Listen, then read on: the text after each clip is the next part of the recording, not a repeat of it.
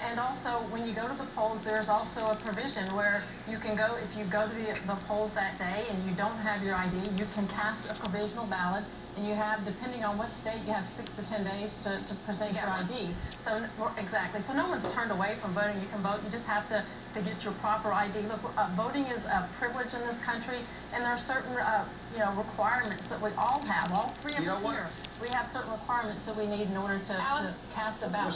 What she just said, Aaron, is shameful.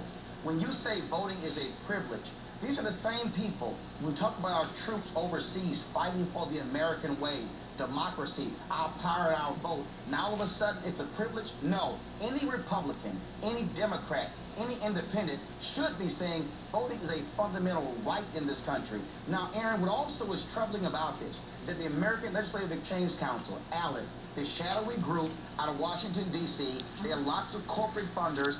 Change.org will expose them. They began to lead these efforts. The reality is it's a partisan issue because we've seen these laws all of a sudden crop up since 2010 when many state houses flipped to the GOP. And what's also interesting in terms of what they're pushing and talking about it's a privilege is that when you deny 1 million people and then you're saying the corruption of voter fraud, the National Republican lawyers only found 340 cases of voter fraud over a 10-year period in all of America. So let's give Alice a chance to respond to that. Deny 1 million people for what percentage? Right, Alice, he has a fair point here.